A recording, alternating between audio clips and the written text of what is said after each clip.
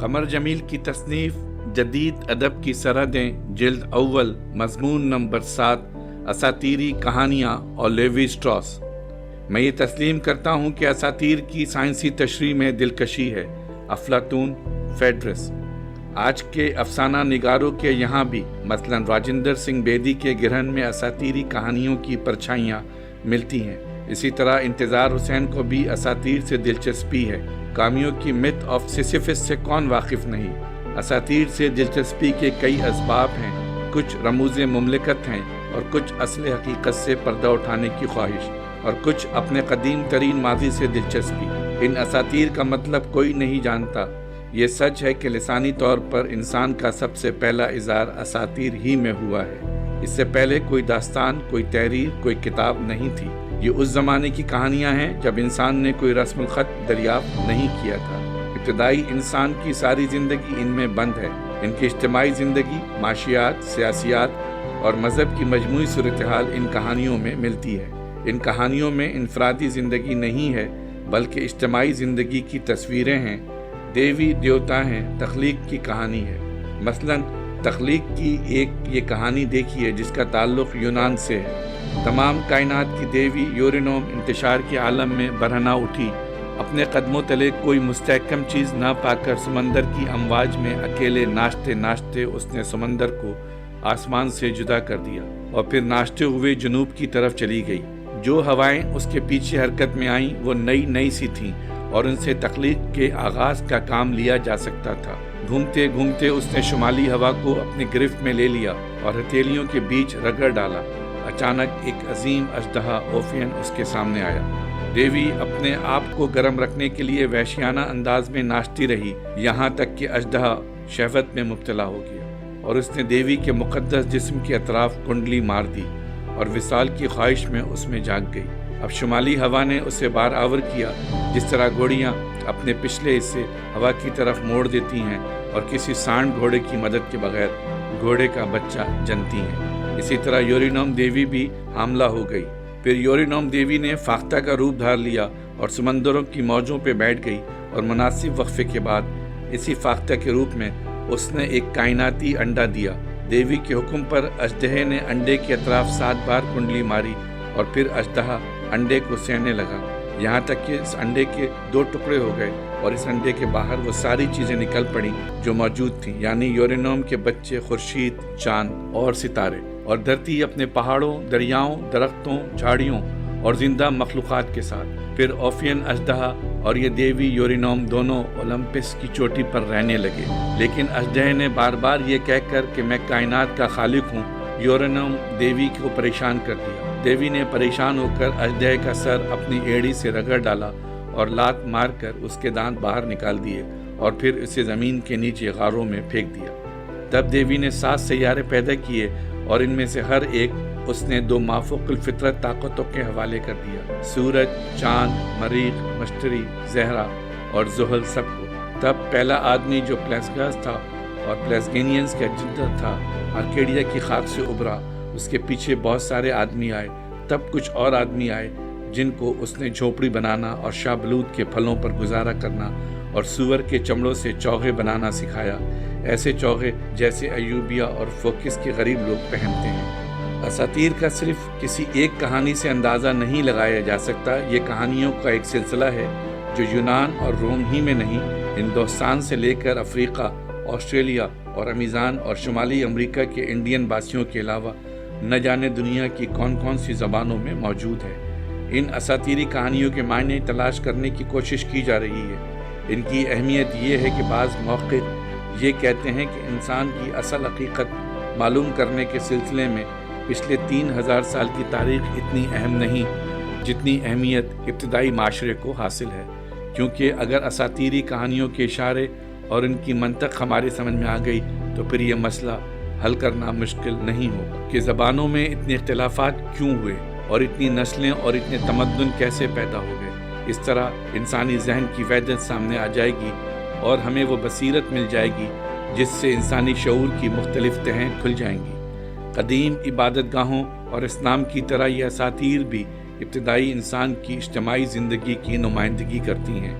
پھر یہ کہانیاں ایسا لگتا ہے کہ شعور ہی نہیں تحت شعوری زندگی سے پھوٹی ہیں۔ یونانیوں کے لیے یہ کہانیاں پہلے مذہبی بعد میں تمثیلی حیثیت اختیار کر گئیں۔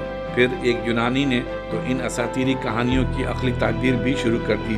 مثلاً یورپ کی اساطیری کہانیوں کی عقلی تعبیر یہ کی کہ یوروپا کو ایک خوبصورت بیل پر بٹھا کر کریٹ پہنچایا گیا تھا، لیکن اس میں لغوی دقت یہ آن پڑی کہ کریٹ کے معنی بھی بیل ہوتے اور اغوا کرنے والے شہری کا نام ٹورس تھا جو خود ایک بیل کو کہتے ہیں۔ مزید مشکل یہ کہ بیل زیوس دیوتا کی علامت ہے۔ ہومر کی اوڈیسی میں ایک اور اساطیری کہانی ملتی ہے جس میں ایک مردم خور جانور اوڈیسی کی کشتی پر حملہ کرتا ہے۔ اس اساطیری کہانی کی توجیہ بھی عقلی طور پر یہ کی گئی کہ اوڈیسی کی کشتی پر قزاقوں کی کشتی نے حملہ کیا تھا۔ حضرت عیسیٰ علیہ السلام سے 300 سال پہلے یہ تعبیر پیش کی گئی کہ ان اساطیر میں جو دیوی دیوتا ہیں دراصل وہ ابتدائی عہد کے ہیرو ہیں جنہوں نے انسان کے لیے کارنامے انجام دیے تھے۔ یعنی اس زمانے میں اساطیری کہانیوں کو سمجھنے کے دو ہی طریقے ممکن تھے، ایک تمثیلی اور دوسرا عقلی۔ وائکو نے یہ کہا کہ انسانی تخیل نے ان اساطیری کہانیاں کو جنم دیا ہے اور بعد میں اس پر یونانی اور امریکہ کی انڈین اساطیر کا موازنہ کر کے یہ ثابت کر دیا گیا کہ انسان میں اساطیر تخلیق کرنے کا رجحان آفاقی طور پر موجود ہے۔ سوال یہ ہے کہ آخر ان اساطیر میں کوئی معنویت کیوں نہیں ہے؟ اس کا سبب تو یہ ہو سکتا ہے کہ یہ انسانیت کے ابتدائی زمانے میں تخلیق کی گئی ہیں۔ میکس ملر کا خیال تھا کہ انڈین یورپین کلچر کی یہ اساطیر دراصل کائنات کے بارے میں تمثیلی کہانیاں ہیں، لیکن وقت گزرنے کے ساتھ ساتھ زبانوں کی بیماریوں کے باعث ان کے معنی گم ہو گئے۔ فرائڈ اور یونگ نے ان اساطیر کی نفسیاتی تعبیریں پیش کی ہیں، لیکن فرائڈ اور یونگ کے نظریات قبول نہیں کیے گئے۔ فرائڈ نے کہا تھا کہ قوموں کی چھپی ہوئی خواہشیں جو خوابوں میں نظر آتی ہیں، انہی کی بدلی ہوئی شکلیں اساطیر میں بھی ملتی ہیں۔ یونگ کے مطابق یہ اساطیر قبل شعوری نفسی کیفیتوں کا اظہار ہے، لاشعوری نفسی کیفیات کے غیر ارادی بیانات ہیں۔ کم سے کم یونانی اساطیر کے بارے میں رابرٹ گریوز نے ان دونوں نفسیاتی تعبیروں کو رد کرتے ہوئے یہ کہا کہ آج کل انتخابات کے زمانے میں یورپ میں جو کارٹون بنتے ہیں، یونانی اساطیری کہانیاں ان سے کچھ زیادہ مختلف نہیں ہوتی، اور یہ کہ یہ اساطیری کہانیاں زیادہ تر ان علاقوں کی ہیں جن کا تعلق کریٹ سے تھا۔ جس زمانے میں اساطیر میں لیوی اسٹراس نے دلچسپی لی ہے، اس زمانے میں دو ہی نظریات کو قبولیت حاصل تھی۔ ایک تو مالینوسکی کا نظریہ کہ ابتدائی عہد کا انسان اپنی بنیادی ضرورتوں میں گرفتار تھا، مثلاً اس کا مسئلہ غذا، تحفظ اور جنس کا مسئلہ تھا، چنانچہ اس کے عقائد اور اساطیر کو بھی اسی روشنی میں دیکھا جاتا تھا۔ اور دوسرا نظریہ لیوی برا کا تھا جو یونگ کے نظریے سے بہت قریب تھا۔ اس نظریے کی روح سے اساطیر کا تعلق قبل منطق ذہن سے تھا۔ اس ذہن پر پراسراریت اور سریت کا غلبہ تھا، یعنی وہ خارجی کائنات میں ایک قسم سری شراکت داری مسٹیکل پارٹیسپیشن کی نمائندگی کرتی ہیں۔ شیلنگ پہلا مفکر تھا جس نے یہ کہا کہ ارتقاء کی ایک خاص منزل میں انسان منطق کا جو تصور رکھتا ہے اس کا اظہار اساطیر میں ہوا ہے، اور مارسل مارکس نے یہ کہا کہ اساطیر مجموعی سماجی مظہر کی حیثیت رکھتی ہیں، یعنی اساطیری کہانی میں ابتدائی انسان کے مذہبی، معاشی، اخلاقی اور قانونی ادارے سب کے سب جھلکتے ہیں۔ ساختیات نے اساطیری کہانیوں کے معنی سمجھنے کا ایک نیا دروازہ کھولا، وہ یہ کہ ساختیات کے ماہرین نے بتایا کہ اساطیر اور زبان کی بنیادی نوعیت میں بڑی مماثلت ہے۔ جس طرح زبان صوتوں فونیز کے مختلف اور مخالف ہونے پر قائم ہے، اسی طرح اساطیر بھی کچھ بنیادی تصورات کیٹیگریز کے مختلف اور مخالف ہونے پر قائم ہے۔ اگر زبان ابلاغ کا ایک نظام ہے تو پہلے ہمیں یہ سمجھنا چاہیے کہ زبان کے قواعد و ضوابط کس طرح دوسروں تک پیغام پہنچاتے ہیں۔ مثلاً اگر ہم سے کوئی یہ بات کہتا ہے تو ہمارے سامنے آوازوں کا ایک سلسلہ آتا ہے اور ہم ان آوازوں کے صوتیہ نظام کی روشنی میں دیکھنے لگتے ہیں، کیونکہ ہم نے اپنے اندر آوازوں کے صوتیاتی نظام اور ان کے معنی پہلے ہی جذب کر رکھے ہیں۔ اس کے علاوہ زبان کی قواعد بھی ہمارے تحت شعور میں جذب ہوتی ہے۔ اس طرح ہم جملے کے اجزاء کا باہمی ربط فوراً سمجھ لیتے ہیں۔ آوازیں، ان کا نحوی ساخت اور معنی، یہ تین چیزیں ضروری ہیں۔ اس شعوری اور تحت شعور عمل کے بغیر ابلاغ ممکن نہیں ہوتا۔ جس طرح زبان کو سمجھنے کے لیے شعوری یا تحت شعوری سطح پر یہ علم ضروری ہے، اسی طرح ادب کی قواعد و ضوابط کو سمجھنے کے لیے ادب کی روایت سے آگہی اور ادبی اہلیت بہت ضروری ہے۔ مثلاً ہماری تو گزری اسی طور عمر، یہی نالا کرنا یہی زاریاں۔ میر کا یہ شعر اس وقت تک ہماری سمجھ میں نہیں آ سکتا جب تک ہم خاص طور پر غزل کی روایت کو نہ سمجھیں۔ اس کے لیے واز، رند، مہکش، محتسب، عاشق، محبوب، ولی، وعدہ خار، کعبہ، کلیسا، کاکل، رخسار، قطرہ، دجلہ، گھر، صحرا، مسجد اور میکدہ جیسی بائنری اپوزیشن کا جاننا ضروری ہے، اور پھر جامع صفال اور جامع جم کی بائنری اپوزیشن کو سمجھنا ضروری ہے۔ مثلاً اور بازار سے لے آئے اگر ٹوٹ گیا، جامع جم سے یہ میرا جامع صفال اچھا ہے۔ ادبی روایت سے واقفیت کے بغیر کوزہ گر سیدھا سادہ کمہار بن کر رہ جاتا ہے۔ اساطیر کے ساتھ مشکل یہ ہے کہ اساطیر کا کلچرل سیاق و سباق ہمارے سامنے موجود نہیں ہوتا۔ اس کے علاوہ اساطیر کو سمجھنے کے لیے مستحکم معنی نہیں ہوتے۔ چنانچہ ساختیاتی تجزیہ کاروں کے سامنے سب سے مشکل مرحلہ یہ ہوتا ہے کہ ایک طرف اساطیر کی ساخت دریافت کریں اور دوسری طرف اس کے معنی بھی سمجھیں۔ چنانچہ لیوی اسٹراس کہتا ہے کہ اساطیر کا تجزیہ کرنے والے کو ایک مرغولہ اسپائرل کی طرح سفر طے کرنا پڑتا ہے۔ اس سفر میں ایک کہانی دوسری کہانی کو واضح کرتی ہے، اور پھر اس کہانی سے ہم تیسری کہانی تک پہنچتے ہیں، اور پھر یہ تیسری کہانی پہلی کہانی کی روشنی میں سمجھ میں آ سکتی ہے، یعنی ہر کہانی دوسری کہانیوں پر زیادہ منحصر ہوتی ہے۔ اس طرح یہ ممکن ہے کہ ایک کلچر کی مختلف کہانیوں کا موازنہ کر کے ہم ان کے معنی تک پہنچ جائیں، لیکن دو مختلف تمدنوں کی اساطیر کے معنی سمجھنا مشکل ہے۔ اس کے علاوہ ایک دقت یہ بھی ہوتی ہے کہ ادب کے مقابلے میں اساطیری کہانیوں میں بائنری اپوزیشنز یعنی دو رخی تضادات بہت زیادہ ہوتے ہیں۔ پھر ان کہانیوں کو سمجھنے کا طریقہ لیوی اسٹراس نے بتایا ہے کہ زبان کے تجزیے سے ہمیں وہ اشارے مل سکتے ہیں جن سے ہم کلچر کا تجزیہ کر سکیں۔ ویسے کوڈز اور میسیجز کی اصطلاحیں سوسیئر نے پہلی بار استعمال کی تھیں، لیکن لیوی اسٹراس نے بھی یہی اصطلاحیں استعمال کی ہیں اور کوڈز کو اساطیر کے سمجھنے میں بہت اہمیت دی ہے۔ اس کا خیال ہے کہ جب ہم یہ کہتے ہیں کہ کسی قبیلے کی شناخت کا ذریعہ ایک جانور اور دوسرے قبیلے کی شناخت کا ذریعہ دوسرا جانور ہوتا ہے، تو اس کا سبب یہ نہیں ہوتا کہ یہ جانور معاشی یا مذہبی طور پر ان کے لیے اہم ہوتے ہیں، بلکہ اگر کسی قبیلے کا جد ریچھ اور کسی قبیلے کا جد چیل ہے تو یہ ان دونوں قبیلوں کے باہمی تعلق کو ظاہر کرنے کی ایک ٹھوس صورت ہے۔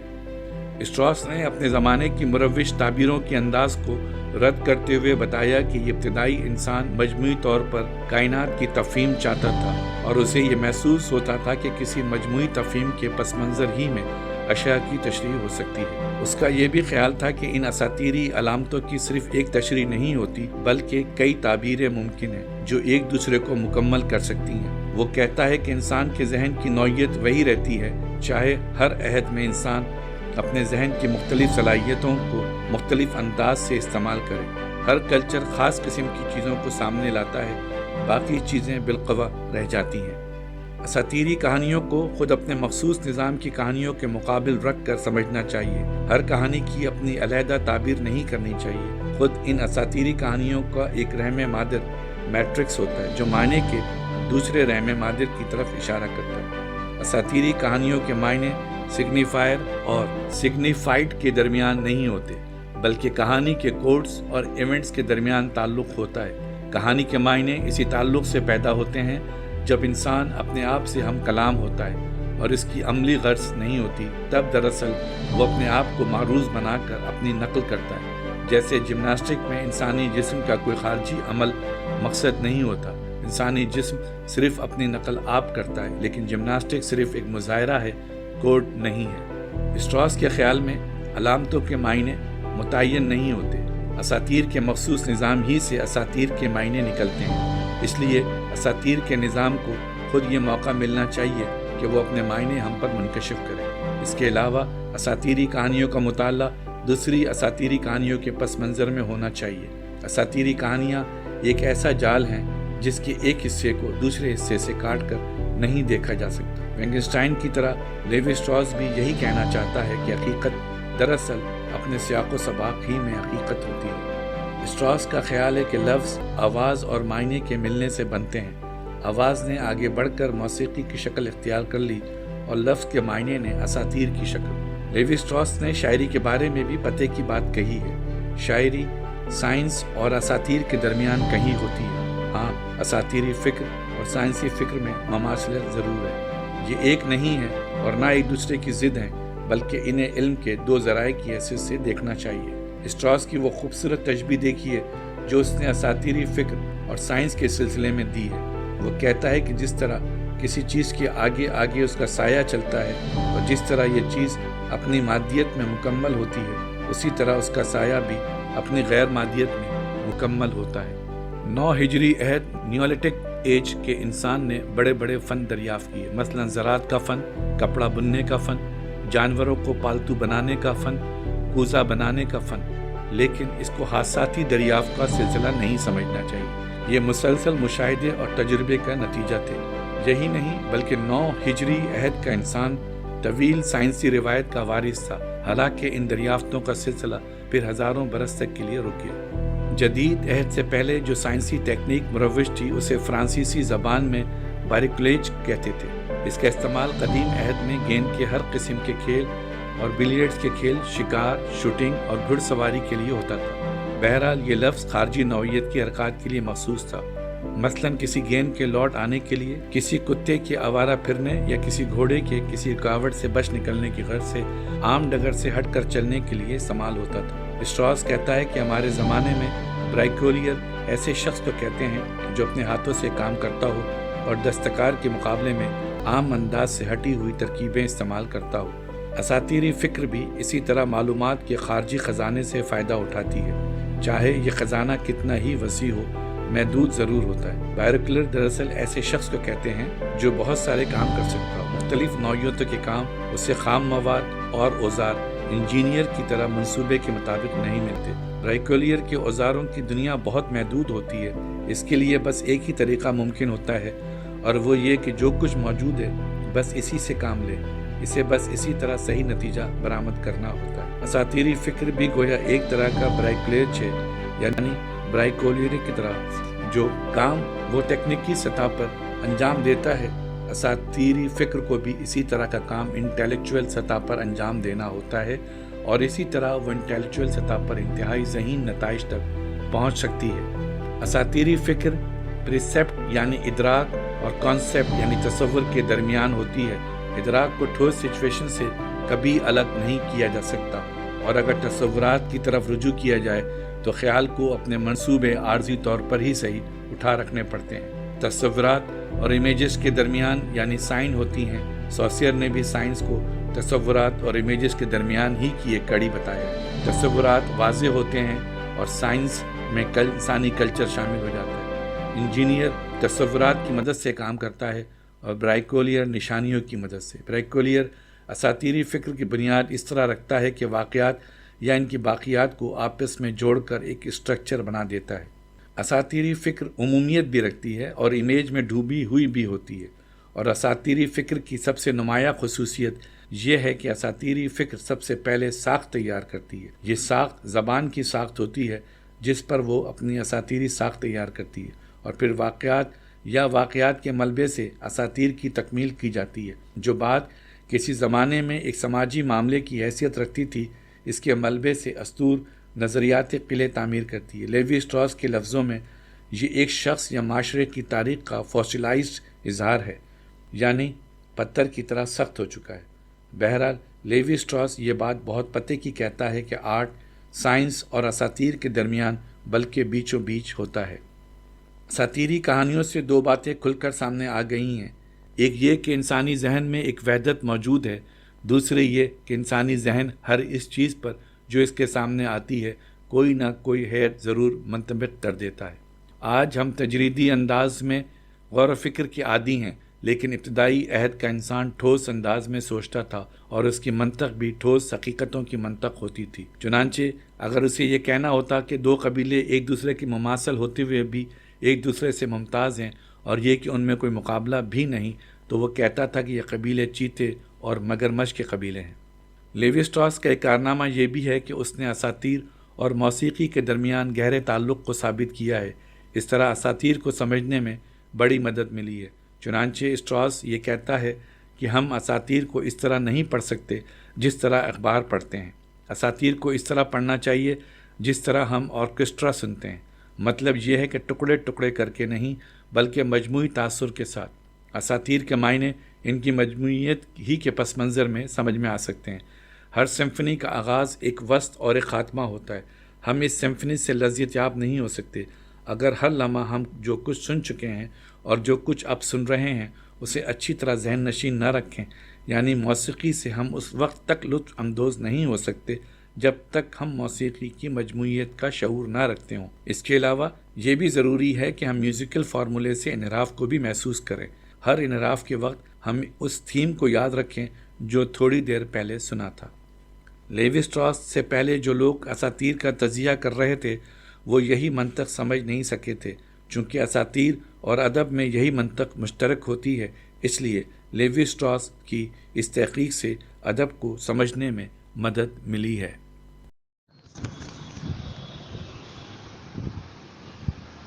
ہمارے چینل کو سبسکرائب نہیں کیا تو سبسکرائب کریں اور بیل آئیکن کو لازمی دبائیں تاکہ ہماری نئی ویڈیو آپ تک پہنچ سکے۔